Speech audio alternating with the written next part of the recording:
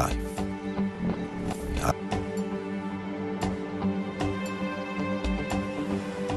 Above as well as under the water. Sperm whales, schools of mobula rays, blue sharks find rich feeding grounds in the channels between the islands.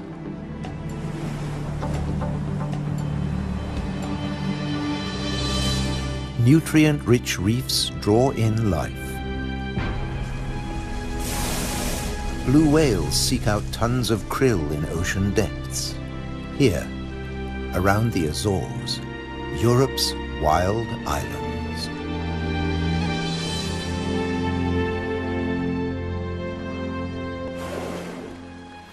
A family of false killer whales cruise the ocean on the lookout for prey. A blue shark patrols alone. Shoalfish confuse single predators. But when they meet false killer whales, the water boils. An individual false killer whale dives down with its prey.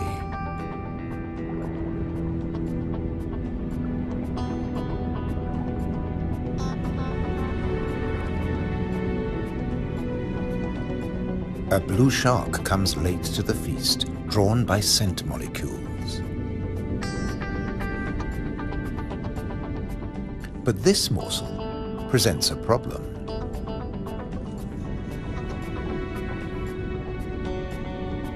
With jaws not made for chewing, it'll never swallow this tail fin.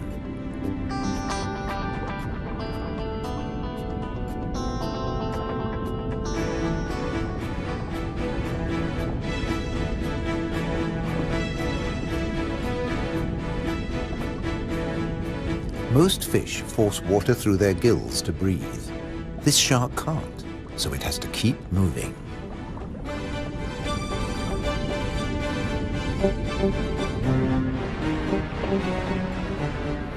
Near the surface, another blue shark is demolishing a tuna. This job its teeth can do. Shake and take.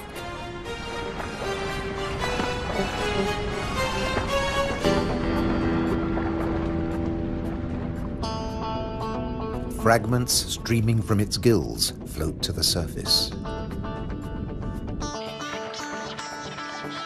A little extra for the seabirds.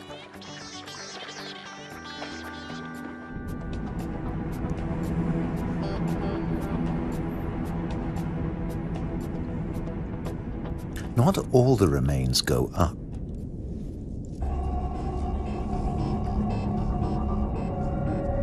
Spread by the current, the scent draws a moray eel from its cave.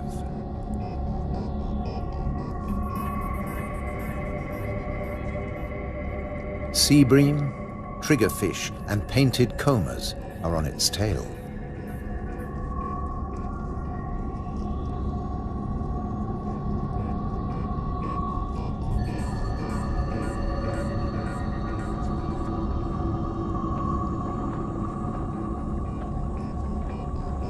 The ocean around the Azores is not short of flesh.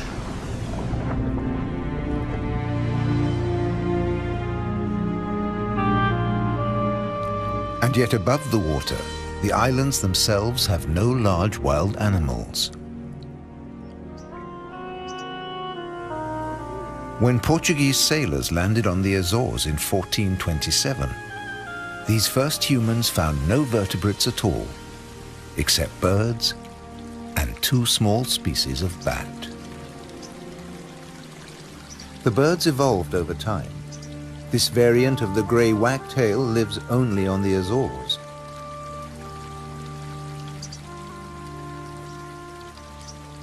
With head feathers a different color from its European relatives. Whole islands have changed too. Santa Maria must have been much warmer once.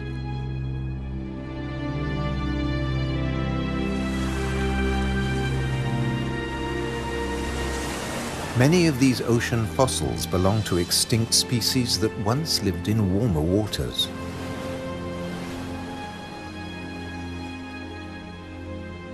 The water temperature may have fallen, but not the diversity of species.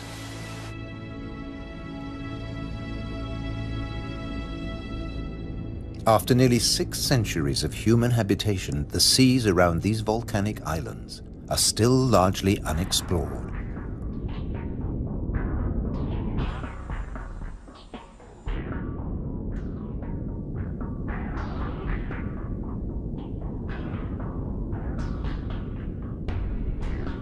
This is the world of the anglerfish.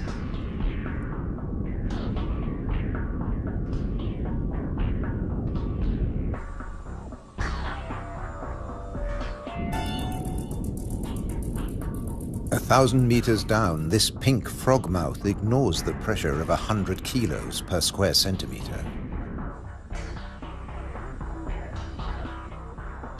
Other deep dwellers are less easy to name.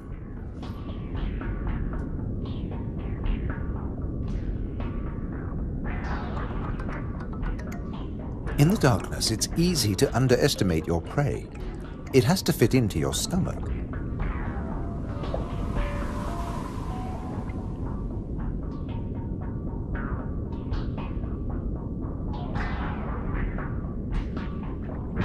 The six-gill is one of the largest deep-sea sharks, but at night it swims to the shallows to feed. The spider crab lives in darkness. It has never seen this kind of light. Nor has its coral community.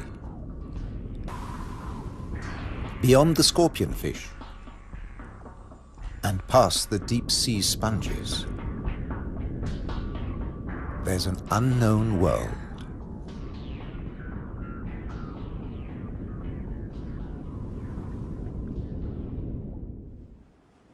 Imagine the Atlantic between Europe and America 8 million years ago. Pressure along the mid-Atlantic ridge forces the continental plates apart. Volcanoes pierce the surface on both the Eurasian and the American side. The Azores.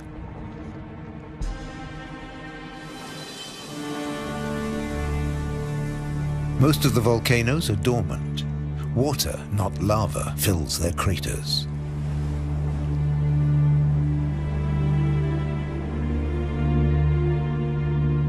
Sometimes only crater edges rear from the sea, worn down by the elements. Spawned by the sea, there too they will return.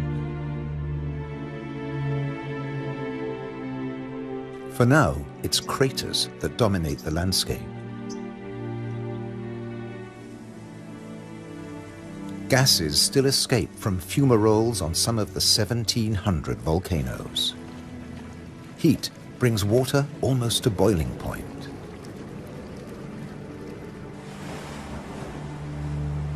A massive eruption hit Fayal Island 60 years ago.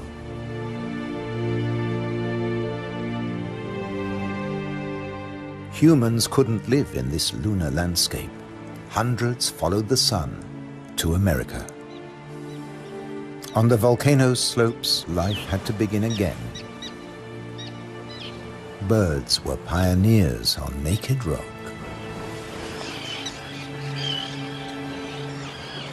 Wind and birds still bring seeds from over the sea. Some come floating in.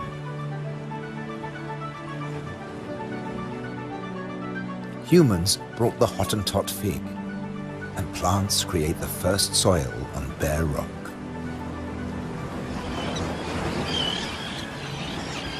An active volcano will destroy life. Dormant or extinct, it can create it, above and below the water. The underwater cliffs of Formigas are the summit of a volcano. Overall, the waters of Europe's wild islands are home to more than 1,500 species. This is the spiny starfish.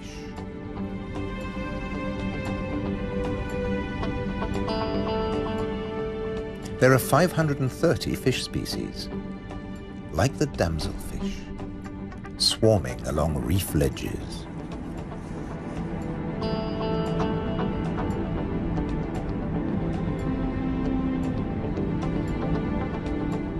The grouper is a formidable loner. Its giant maws scare off intruders.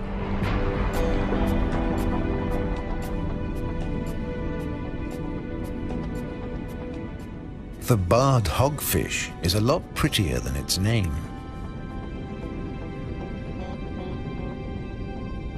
It's a protogynous hermaphrodite like its cousin, the grouper.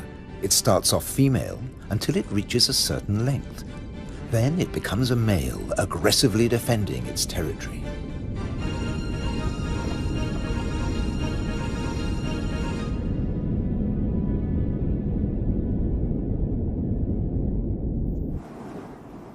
The archipelago's weather changes too, up to 4 seasons in a single day.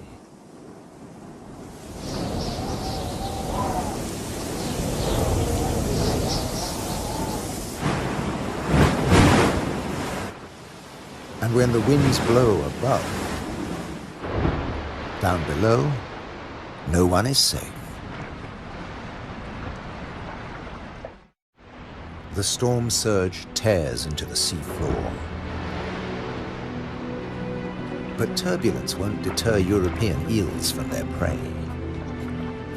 They're adaptable, living equally happily in salt and in fresh water. This is just swell. Heavy surf stirs up food. For some, that means come out and eat. For others, take cover. The powerful grouper hides in his rock grotto.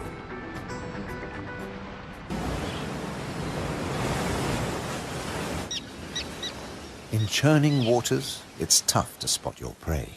But the common terns have no choice. The first chicks have hatched, and they're waiting to be fed.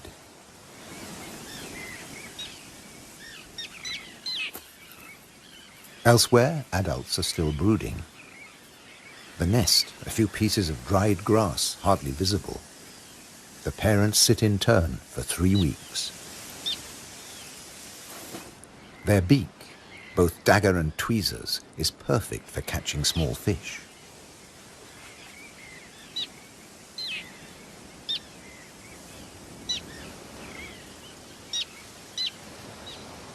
"3,000 pairs breed here.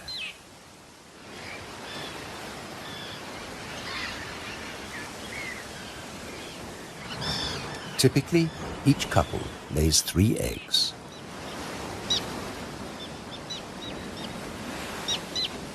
The chicks are fed for 4 weeks, till they can fly as well as their parents.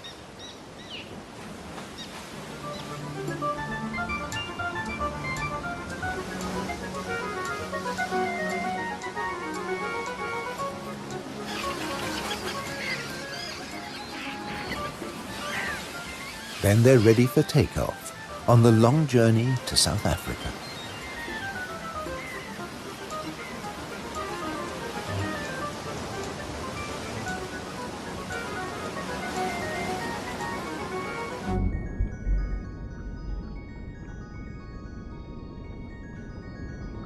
Under the water, survival can depend on staying still, very still, like a wide-eyed flounder.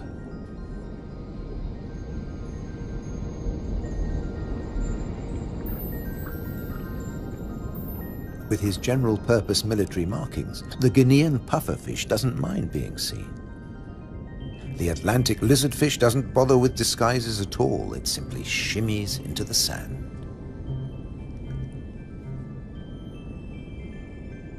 This may fool both its prey and its predators.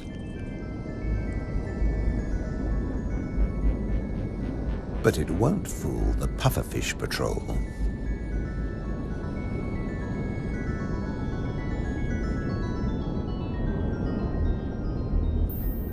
The shamefaced crab folds its pincers to protect its gills and digs itself in.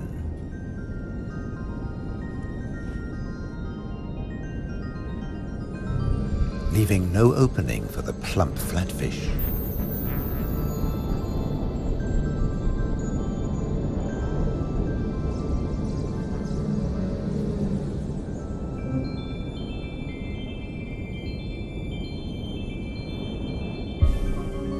Bye.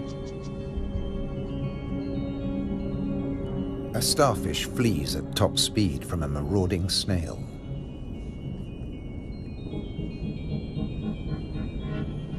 The Triton snail feeds mainly on echinoderms like the purple sea star.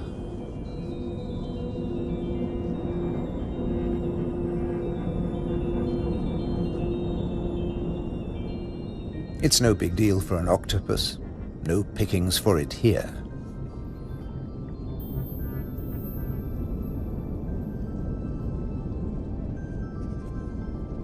Sacrificing an arm, the starfish gets away.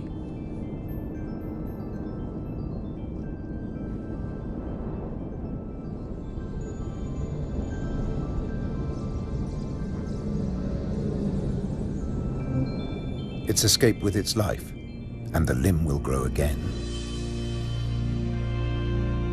These wild islands in the Atlantic are a freshwater reservoir.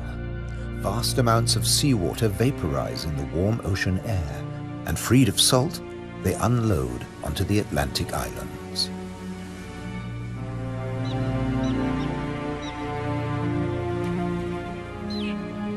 The common tern flies between two worlds, fishing in the sea and in the lakes.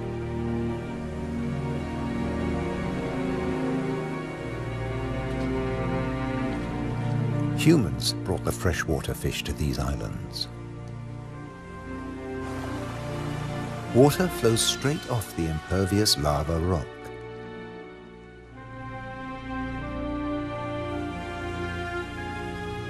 But peat moss sucks up huge quantities of water like a sponge, taking it in through every surface. Deprived of oxygen, the dead parts of the moss never rot. The extremities keep on growing, and the moss colonizes more and more of the bare rock.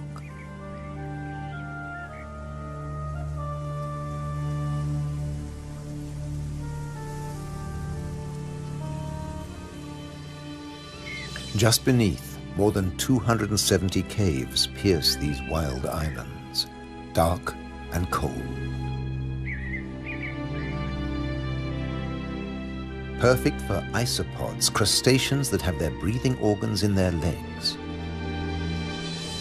Or for cyanobacteria, a life form that has existed for nearly 4 billion years.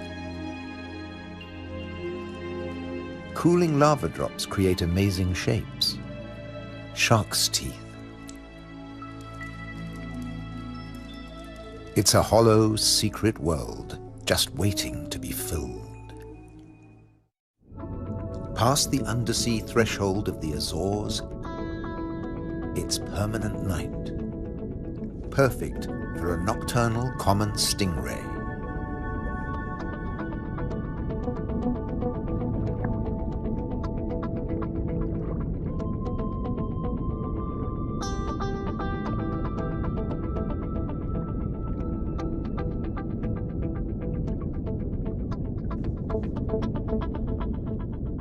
It's not alone here. Sliding over the cavern walls, unicorn shrimp. In the camera light, combers and scorpionfish snatch at their prey.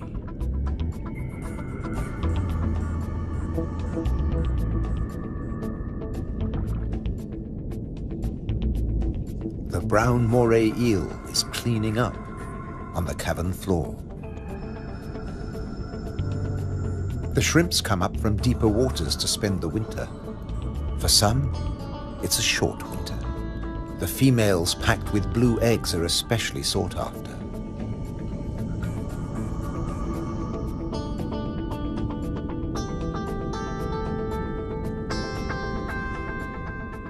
The shrimps also live off crustaceans, their own species. What's left of the moray eel's dinner?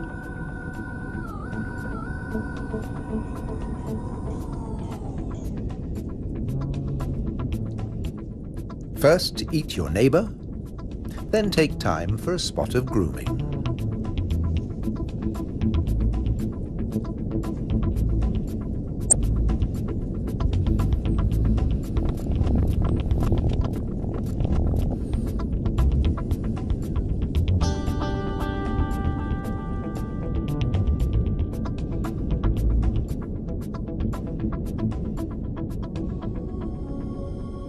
Nearby, on the rocks, an octopus with a human face reaches out.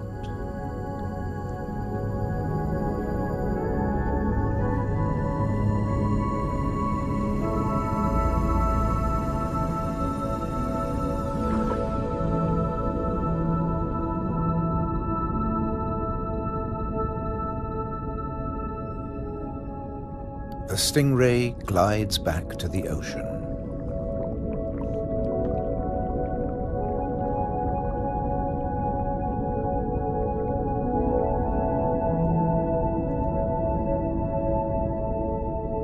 Passing the hundreds of bristleworms growing in front of the cavern.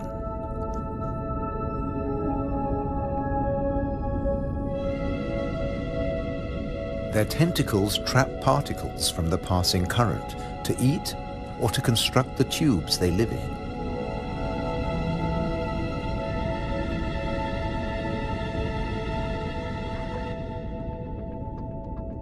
Deeper down is a mysterious place, a rare sight in the Azores, a garden of soft corals. They don't make chalk exoskeletons like their tropical cousins.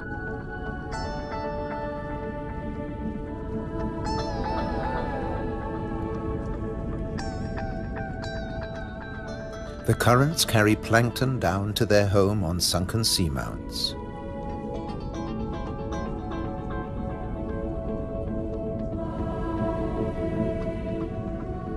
The venomous buried anemone is active only at night.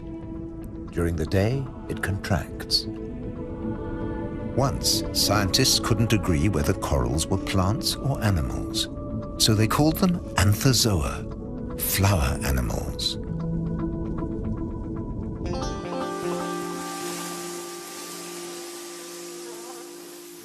No doubt about these. All the flowers on Europe's wild islands arrived from somewhere else. Hydrangeas came from Asia. Natural boundaries between fields. They're a symbol of the Azores.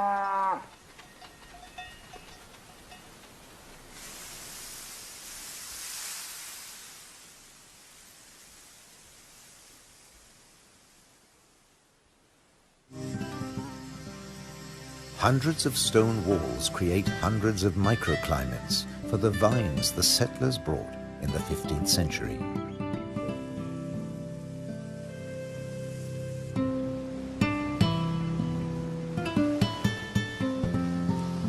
"400 years later, the vineyards were abandoned as islanders left for America.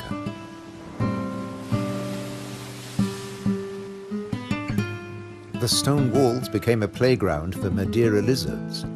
They were brought here by seafarers too. Azores wines are now fashionable again. Nearly 1,000 hectares, more than 2,000 acres of ancient vineyards on the island of Pico have been declared a World Heritage Site by UNESCO. The ruts of ox carts, once the island's only transport. They dragged firewood and building materials for houses and stone walls. And they carried the new wines down to the coast to ship to Europe. But at a cost. Beneath these waters is the strangest, most dangerous place on the Azores. They call it the Anchor Graveyard. Scores of great iron anchors lying on the seabed. When an Atlantic storm hit, the only way to save your ship from the rocks was to cut the anchor rope fast and dash for the open sea. The iron left behind has become a rusting reef for a multitude of creatures. These anchors are coated by algae and tube worms.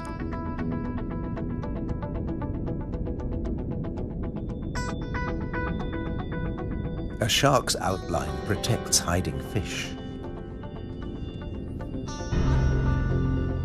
The grim-looking sea robin feels its way. The 3 front spines of its pectoral fins have their own receptor cells for finding food. The Mediterranean moray's mouth is mournful, but it's miming the call of the sea robin's swim bladders. A common octopus discreetly searches for food. It will fit in anywhere.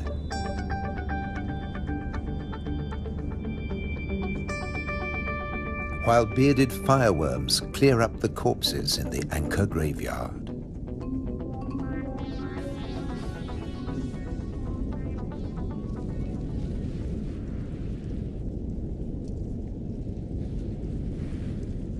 They are the mobile relatives of the immobile tube worms.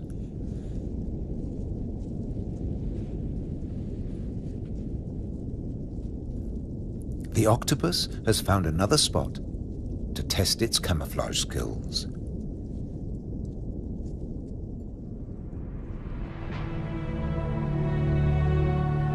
Above water too, human presence is everywhere, even in the craters.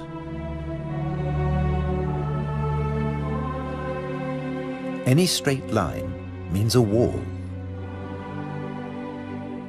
One that protects the grazing horses and cattle.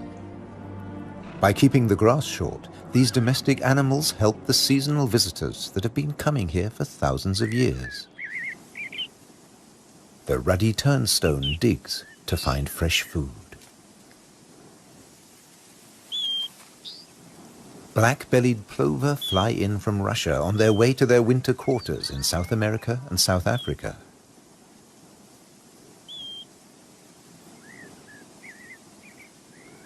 The ruddy turnstone drops in from the Arctic. The northern wheatear arrived from Canada via Greenland. The American pipit drifted in from North America. The blackbird? Well, it's here all year round. It's an endemic variety. The male is darker and glossier than its mainland cousin. Birds have to transport their own weight. A little body can be a big advantage on a long journey. But weight doesn't matter to other migrants. They're supported by water.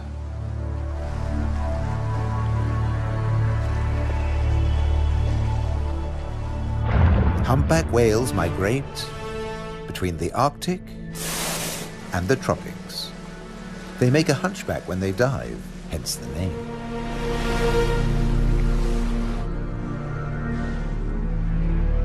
A pod of fin whales, the blue whale's closest relatives, the 2 species can interbreed.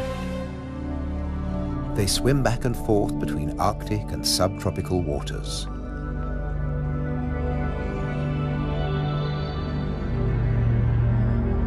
Fin whales and blue whales have their blowhole in the center of their skulls. Sperm whales have theirs on the left.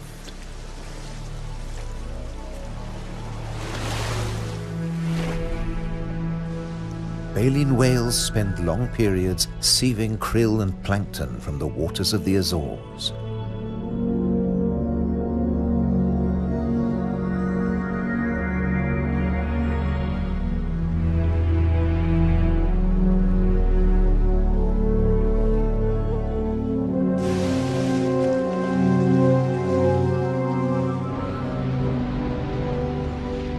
They leave their excreta behind them.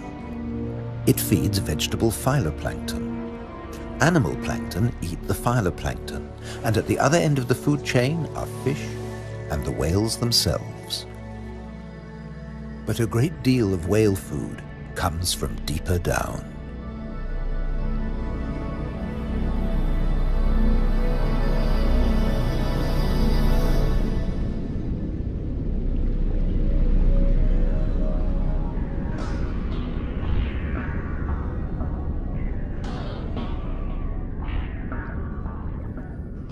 Meanwhile, not all the creatures of the eternal darkness are permanently banished to the depths. Every night, countless organisms leave the realm of the bizarre anglerfish and rise into shallower waters. Colossal amounts of krill join them on the upward journey. A nightly vertical migration. Salps and bioluminescent comb jellies illuminate the greatest movement of biomass on Earth. All here to harvest the vegetable plankton or get eaten themselves. This innocent-looking blob is anything but. A Portuguese man-o'-war is a colonial organism, a conglomeration of polyps serving different functions. One polyp is the sail.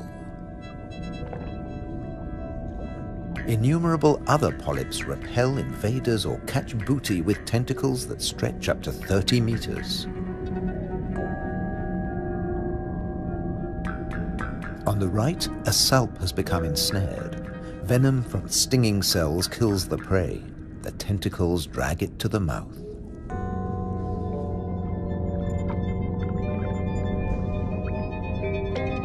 Salps are tunicates or sea squirts, more closely related to us than to jellyfish. Delicate bands of muscle rhythmically contract, pumping water through the salp's body, filtering its food.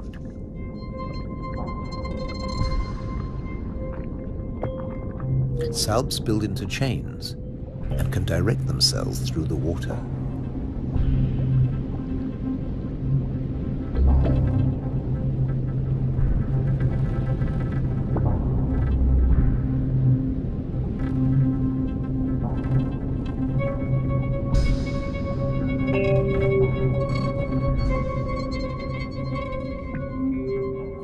A chain can be up to a meter or longer.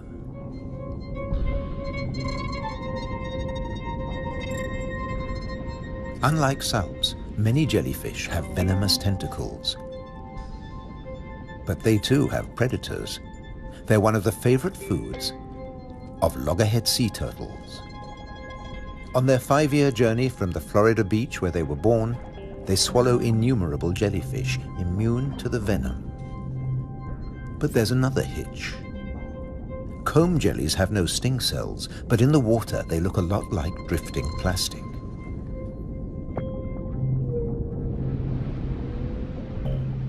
And that's the problem. The turtles try to eat plastic, and it kills them.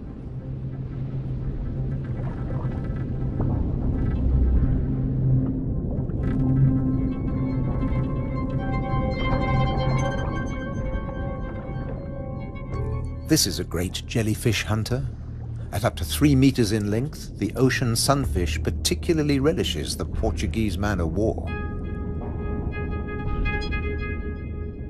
But that too catches other jellyfish.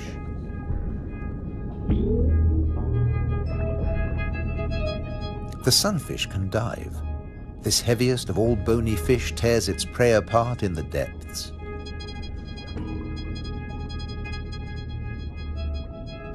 The man-o'-war must stay on the surface, but it's a most effective hunter.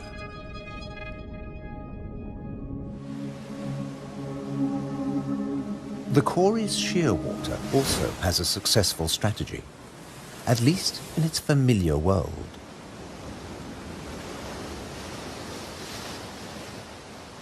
It deposits its eggs in niches high on the rocky cliffs. No surf, no high tide can reach its young.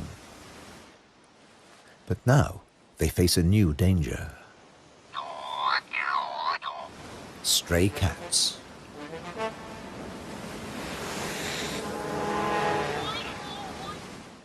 The female shearwater laid a single egg in May.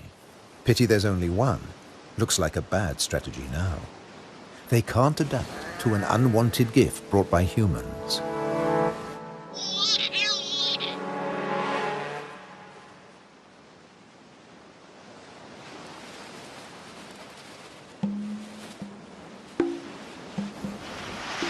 On the island of Corvo, more than 80% of predated chicks are the victims of cats.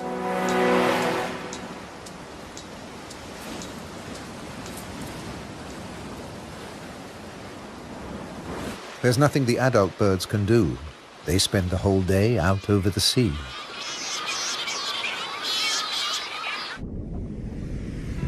By contrast, Periphyton, a mix of algae, bacteria, and microbes, stay where they grow,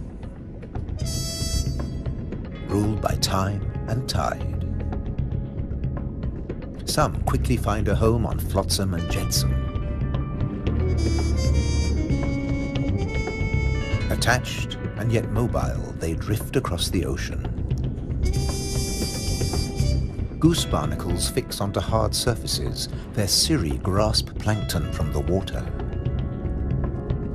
No matter what it's made of, marine debris attracts life forms.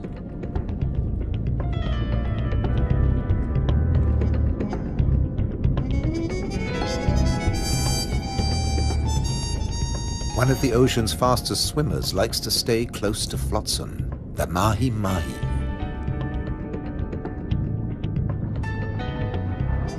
Because floats and buoys provide protection in the open sea. Some species may have survived ocean transfer as passengers on floating debris.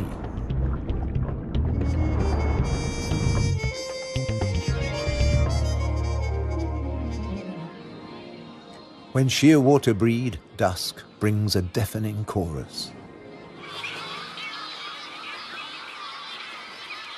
Parent birds calling to their young as they return from the sea.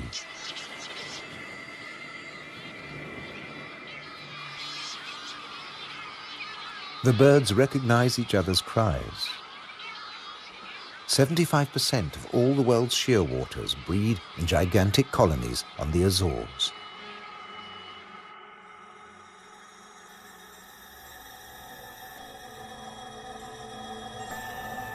The name Madeira lizard says it all. This creature originated on a distant island. The Madeira wall lizard is very common on the Azores. It's one of the few reptiles found on these islands, and it's very fond of nectar. Invertebrates and vegetable matter complete its diet.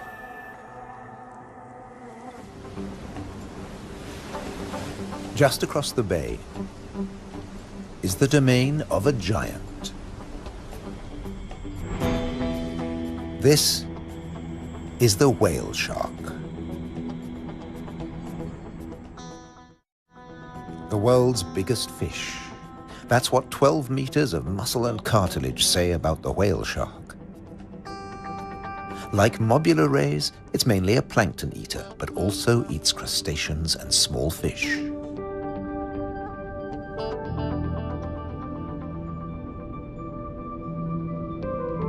The rays' rolled fins on their foreheads direct the plankton into their mouths.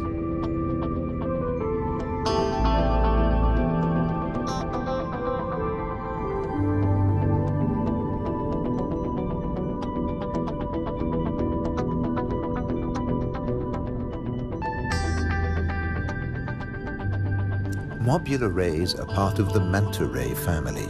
They cruise in small groups, shadowed by fish using them as cover and picking up their leftovers. Flying in slow motion, the rays dance through the ocean, round the volcanoes.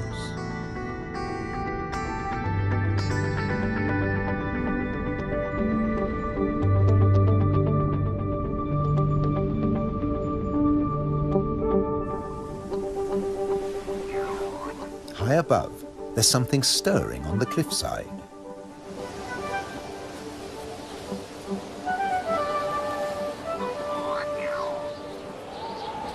A Cory's shearwater leaves the nest niche for the first time. He doesn't know a thing about flying, but his parents have stopped feeding him. He has to learn to fly as fast as possible, or he'll never have a meal again.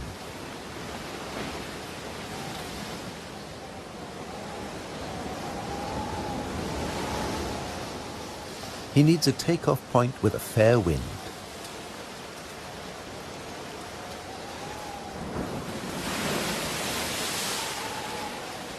Even on the rocks, he looks unsteady.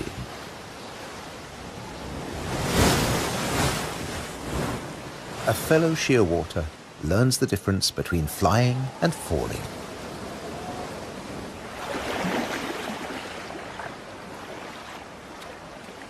If you're already on the surface of the sea, there's nowhere further to fall. But getting aloft is even more difficult.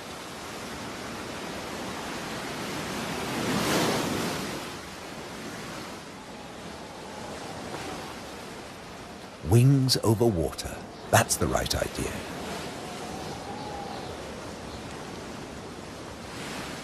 Taking off from the sea in a side wind? Tough even for the experienced.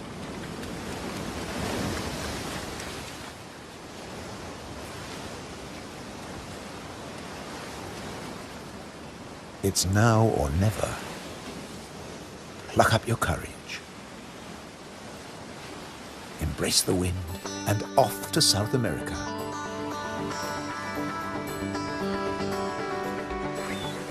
On the Azores, you're either coming or going.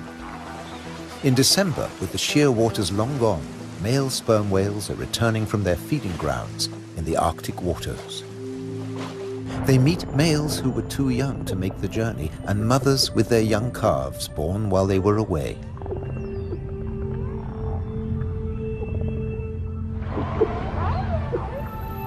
While the mother dives for food, her calf stays on the surface. It'll be 2 years before he dives with the group.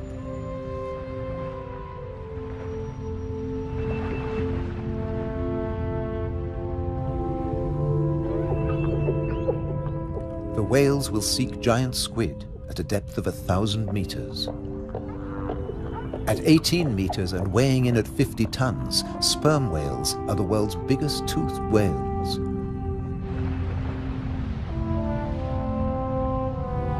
The calf will remain alone for up to an hour, defenseless against a possible attack by killer whales.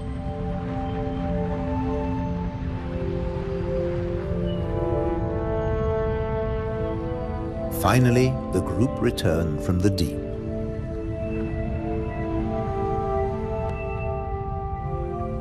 The calf is once more under the protection of its mother. She will feed it for 2 years. During this time, she won't fall pregnant. Now the whales can take their ease, preferably hanging vertically in the water.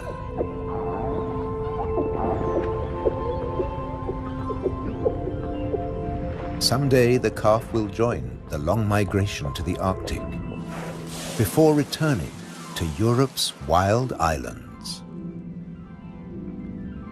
the Azores.